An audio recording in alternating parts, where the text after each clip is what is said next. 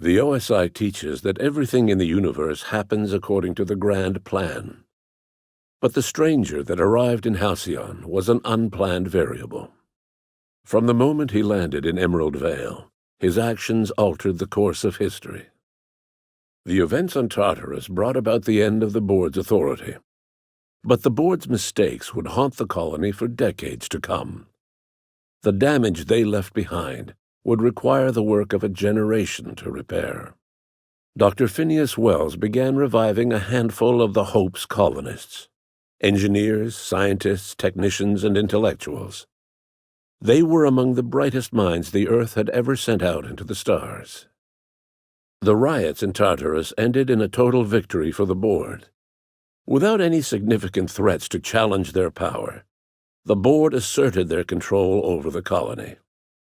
The lifetime employment program began immediately, and the people of Halcyon did exactly what they were expected to do. They obeyed. Sophia Akande converted the labyrinth from a prison to a processing center. She jettisoned the original colonists out of the Hope and transformed the ship into a massive storage facility. One by one, the workers of Halcyon surrendered themselves to the program. They arrived with their families and their friends, their colleagues and their neighbors, and then, one by one, they marched into their stasis chambers. The Hope scientists and engineers woke up in a colony descending headlong into total collapse. With no way to return to Earth, they had no choice but to band together and devote themselves to the cause of saving Halcyon. The people of Halcyon were nothing if not hardy. In the absence of the board's authority, many of the colony's settlements banded together with a single purpose in mind: survival. Life was especially hard in the years to come. Some towns dissolved by attrition and starvation, but most of them found a way to carry on. As the workers of Halcyon slept in their hibernation chambers, their settlements became ghost towns, left behind by the board to be reclaimed by nature. Only Byzantium remained, a shining beacon of civilization in an otherwise abandoned colony. In the years to come, Halcyon was forced to reckon with its newfound freedom. The board was gone, and, for better or worse, the colony was responsible for its own destiny. The people of Byzantium spent the rest of their days gorging themselves on their stockpile of resources. As for the workers of Halcyon, they never felt the effects of the collapse. They never felt anything at all. Sanjar's civil liberties and worker-centric policies were slow to catch on with the other corporations. But as Halcyon began its long, arduous journey toward recovery, many of Terra 2's smaller townships started adopting MSI's alternative corporate structure, and eventually became entirely self-sufficient. In the coming years, many of these townships managed to eke by, where otherwise they might have starved. The board's focus on Byzantium closed the door on much of Sanjar's civil liberties movement. As the last few townships withered away, MSI had little room to grow. Ever the savvy businessman, however, Sanjar pivoted and established Stellar Bay as the colony's supplier of luxury seafood. Catering to the elite, MSI was allowed to continue operations as a member of the Halcyon board, and became more successful than Sanjar could ever have dreamed. As the colony struggled to survive, the inspirational story of the Iconoclast spread like wildfire, and Graham was able to bring many of the smaller Terra 2 townships into the fold. However, his zealous obsession with spreading the word blinded him to the needs of a growing organization, and the movement was unsustainable at scale. The Iconoclast way seemed to work best, and ultimately petered out on Monarch. As the colony struggled to survive, the inspirational story of the Iconoclast spread like wildfire. Zora's focus on logistics made for a safer Monarch, where the Iconoclasts enjoyed a surge of new blood looking to join the ranks from struggling townships. Life on Monarch slowly improved from a desperate fight for survival to prosperous growth and more permanent strength. With the board shuttering many of its smaller townships, Graham was never able to spread his ideals to Byzantium. On Monarch, however, the Iconoclast movement swelled, forming the colony's hotbed of philosophical thought and freedom, a consistent counterpoint to the board's capitalist regime. Or so they viewed themselves, at least. The Byzantium elite find it endearing that those anarchistic hoopleheads are still allowed to breathe halcyon air.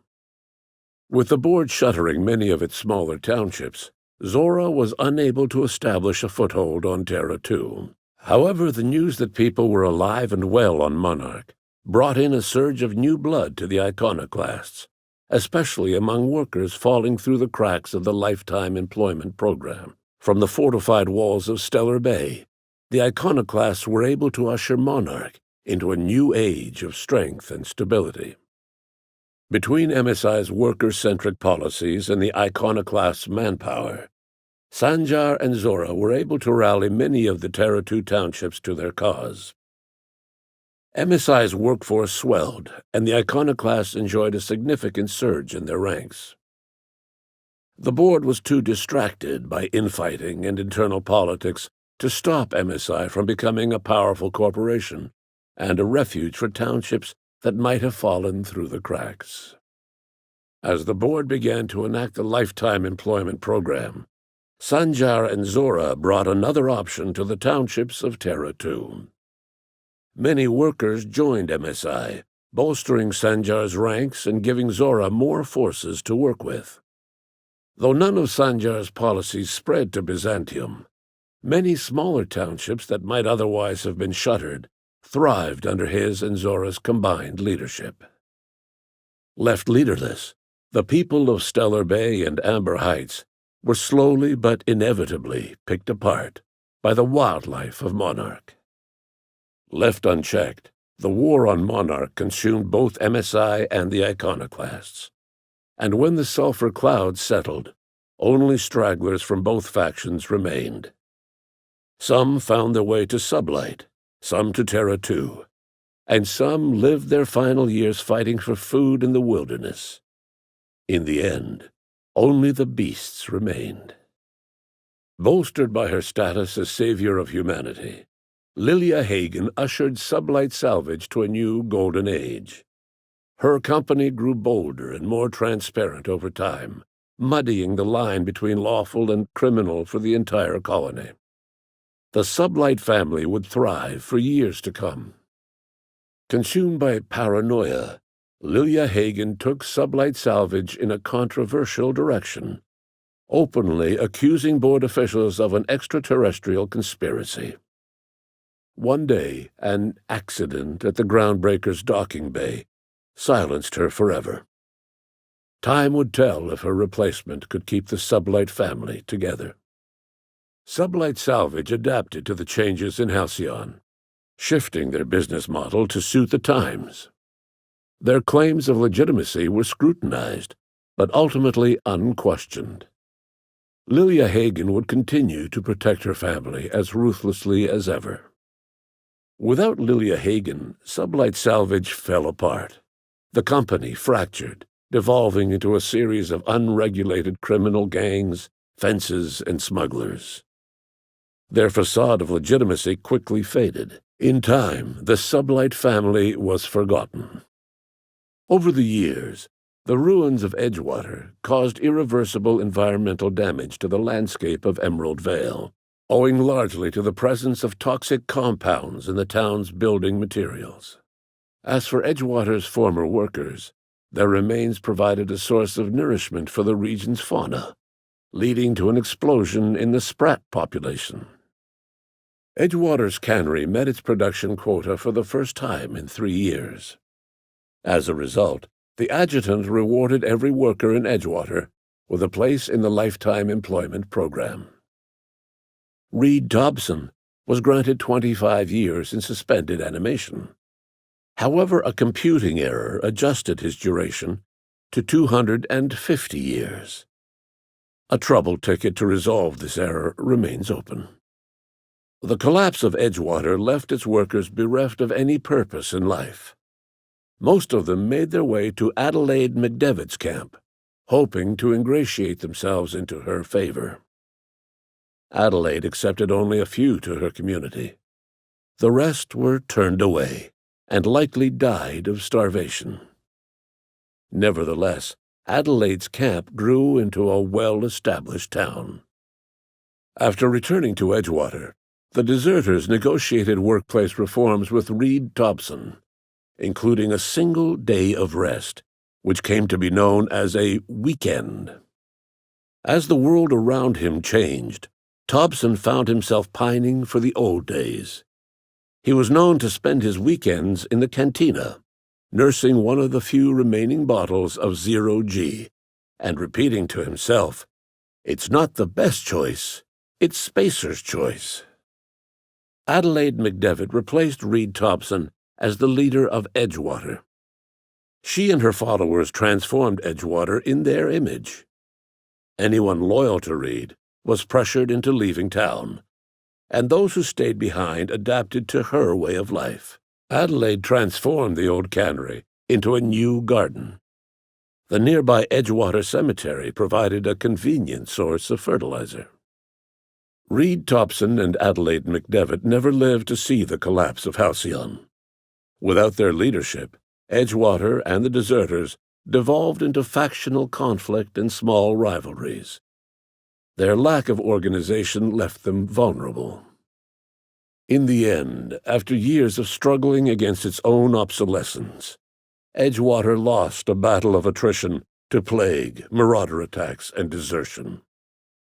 Edgewater was never visited by another stranger, with the exception of a small party of marauders who raided what was left of its cantina.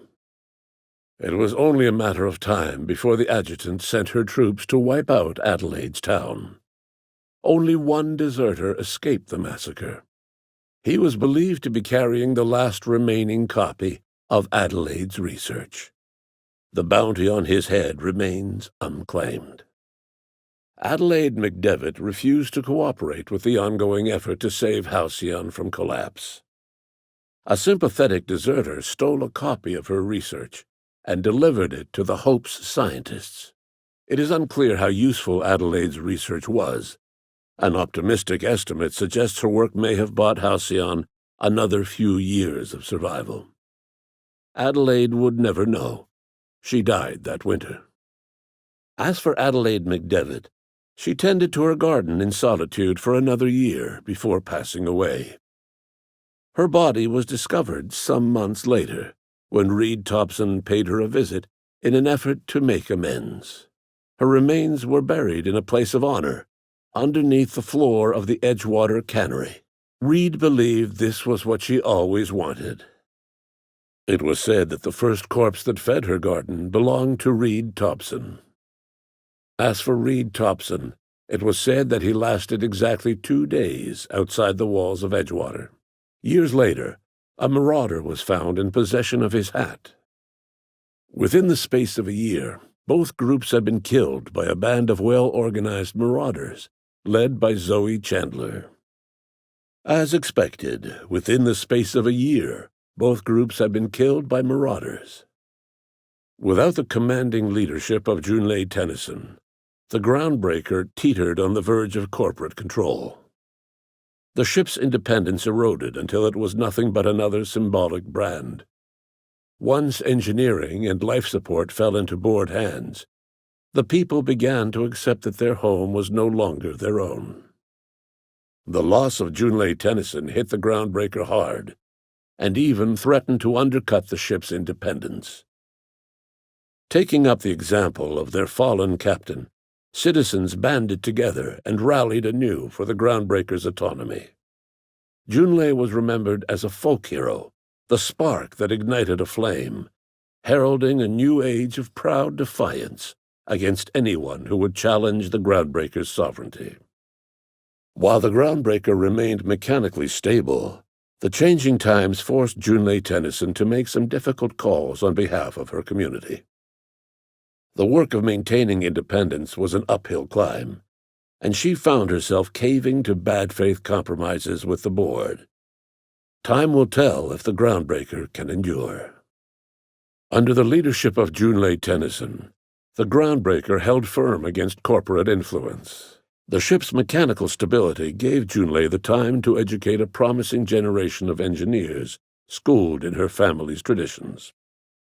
The future of the Groundbreaker looks promising. Junlei Tennyson struggled to maintain the Groundbreaker's independence. Mechanical failures forced her to make increasingly uncomfortable compromises to stabilize her ship. The board bought her out of the Groundbreaker one deck at a time. While she kept the ship intact, her role as captain became a symbolic one. Junlei Tennyson fought to protect the Groundbreaker's independence. While the board's influence faded, mechanical difficulties forced her to rely on parts that only corporations could provide. The cost was high, and time would tell if Junlei could balance the work with her aspirations for a better future. The rediscovery of the Hope and the abandonment of the lifetime employment program forced Byzantium to come to terms with some uncomfortable realities about the state of Halcyon. While Byzantines were reluctant to surrender the luxuries they'd grown accustomed to, the board's diminished authority gave them little choice in the matter. Nearly everyone had to learn to make do with less. Some even had to get jobs. It was a dark time indeed. As smaller settlements were swallowed up and their workers drafted into the lifetime employment program, Byzantium continued to thrive. While its citizens lived in decadence and extravagance, a small cadre of scientists worked to solve the nutrition crisis that threatened Halcyon. No one else much noticed the townships that disappeared from the map, or the luxuries that slowly lost their luster year by year. Though Minister Clark was eventually released from house arrest, long years of isolation left him a changed man, little suited for bureaucratic work or for the colony that was changing around him. He remained in his estate largely by choice, fading from public view. Minister Clark was released from house arrest, and his contact with you gave him a sense of renewed purpose and vigor. Once it became clear that no help would be coming from Earth, he threw his considerable efforts and talents into helping Halcyon manage the crisis before it. Adjutant Sophia Akande was instrumental in executing the lifetime employment program. Following the death of Chairman Rockwell, Sophia Akande served as the loyal adjutant to her former freelancer, now the most powerful person in Halcyon. While the rest of Byzantium celebrated, Sophia returned to work by partnering with you. The two of you worked hard to ensure the lifetime employment program ran smoothly.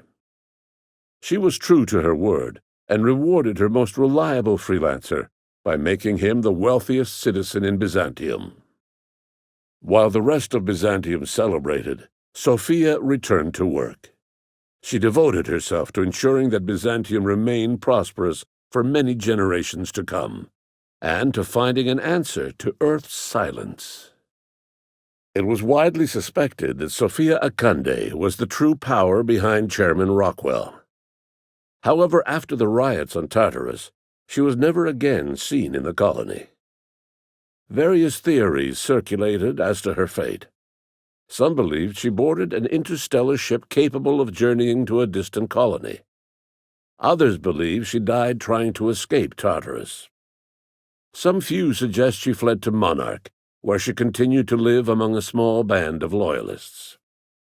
There is another theory, which suggests that Sophia's encounter with you changed her, and she deliberately retreated from public view, but continued supporting the colony in secret.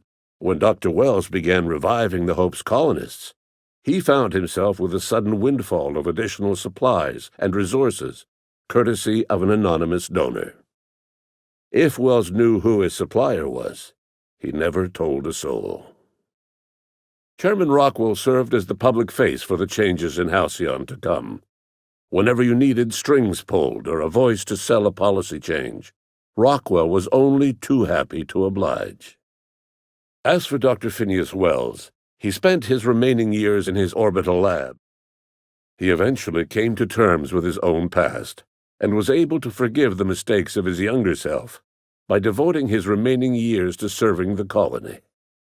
Though he was always haunted by the failures of his past, he was determined to make things right by building toward the future. He was never able to come to terms with his own past, troubled by the decision of placing all his faith in the first colonist he ever revived, the infamous Captain of the Unreliable.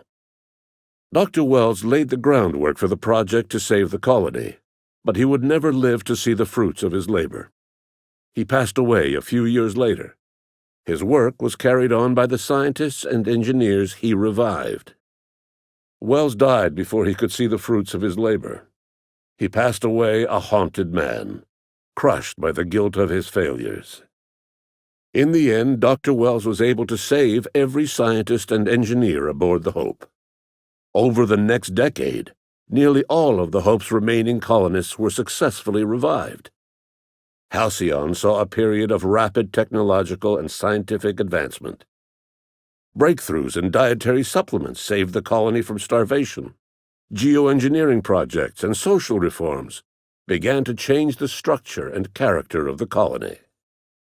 The revival project was hard and painful work, but in the end, despite limited resources, over half the Hope's colonists were successfully revived. Even after Wells passed away, the Hope scientists and engineers worked night and day to pull Halcyon from the brink of collapse. Their efforts continue to this day, which may be reason enough for optimism. The revival project yielded mixed results. Phineas, weighed down by limited support and his own guilt, struggled to revive more than a handful of scientists and engineers. They made a heroic effort to solve the colony's problems, but with small numbers and facing long odds, their solutions never caught on. Only a few of the Hope's colonists were successfully revived.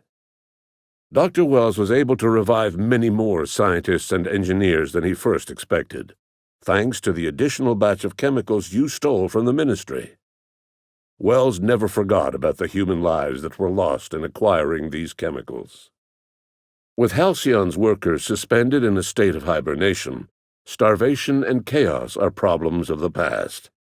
The Lifetime Employment Program succeeded in its goals, but that success came at a price. Today, Halcyon has stabilized.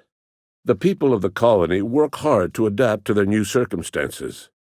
Nearby colonies send aid and supplies. Life will never be easy in Halcyon, but for the first time in its history, there exists a sense of real, genuine hope about the future. Life will never be the same in Halcyon. It is widely agreed that the colony has a chance of stabilizing within a generation, owing to the hard work and determination of the surviving colonists. Recovery is a distant goal, and the path is long and uncertain. But the people of Halcyon carry on, determined as ever. Small, petty factions squabble over what remains of the colony. Every attempt to reach out to Halcyon's neighbors is met with silence. The Halcyon of today is nothing at all like the colony of yesteryear. Power remains concentrated in Byzantium, but all the colony's resources serve the lifestyle of the elite, thereby transforming Halcyon into one of the smallest and most exclusive colonies in the system. And what about you, the unplanned variable in the history of Halcyon? After the riots on Tartarus came to an end, you threw in your support with Sophia Akande. While Akande administered the board herself, you oversaw the Lifetime Employment Program, stamping out corruption and negligence. Under your leadership, the program ran smoothly. Halcyon's workers were treated with a modicum of dignity. Your involvement kept the board honest and allowed the board scientists to work without the meddling of bureaucracy. After the fighting in Tartarus came to an end, you returned to Byzantium in triumph. As a reward for your service in saving the colony, You lived until the end of your days in luxury, the likes of which Byzantium had never seen. Your estate was the envy of the city, and your revelries were things of legend. With all the wealth of the colony concentrated in Byzantium, you wanted for nothing until the end of your days. After you rescued her in Tartarus, Sophia Akande offered you any reward you could imagine: power, wealth, influence. However, you were more interested in the simple pleasures in life, like the smooth, artificially enhanced flavor of a Rizzo's Purple Berry Munch. Rizzo's Purple Berry Munch, the only snack in Halcyon, officially endorsed by the captain of the Unreliable.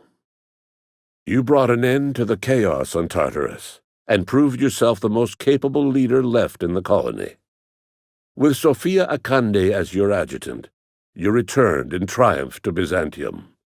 All of Halcyon was yours. In time, you demonstrated a talent for leadership that far surpassed your predecessor, Chairman Rockwell. With your steady hand, you guided Halcyon through the turbulent years to follow, and helped ensure the colony's survival. You brought an end to the chaos on Tartarus, and proved yourself the most capable leader left in the colony. You administered the colony in your own image. With the old power of the board destroyed, a new government of Halcyon rose with you at its center. With your steady hand, you guided Halcyon through the turbulent years that were to follow, and helped ensure the survival of the colony until the end of your days. You brought an end to the riot on Tartarus, and partnered with Chairman Rockwell to run the colony together. As Halcyon looked toward the future, you remained a constant presence in the colony's administration. You were never weighed down by bureaucracy, and you never had to dirty your hands with politics. You had people who did that for you. By your influence, Halcyon survived the turbulent years that were to follow. You brought an end to the chaos on Tartarus, and made Chairman Rockwell your own puppet, a role he was all too eager to play. The colony never realized you were the true power behind the new administration. By acting vicariously through agents and third parties, you controlled Halcyon from the shadows. As a result, Halcyon survived the turbulent years that were to follow. Long after Wells passed away, you carried on his work with more energy, determination, and brilliance than he could ever muster. The years that followed were hard, but Halcyon survived by the efforts of the Hope's most promising colonists, the greatest of which was you. You brought an end to the chaos on Tartarus, and left Dr. Wells to his own devices. The affairs of the colony never distracted you from living out your own dreams, to captain a ship, to sail the ether, and to earn a reputation as the greatest spacer Halcyon ever had. You brought an end to the chaos on Tartarus, and left Dr. Wells to save Halcyon on his own. You had more pressing matters to attend to. No one knows what's happened to Earth, and no one knows what the future has in store for Halcyon. All we know for certain is this: the name of the Unreliable, and that of its intrepid captain, will remain the subject of countless stories for years to come. As you tasted your first scoop of Rizzo's partially emulsified, semi-frozen milk-like dessert, you realized something. All your troubles, all your adventures, all your struggles and choices, they had all led to this single moment. And it was all worth it.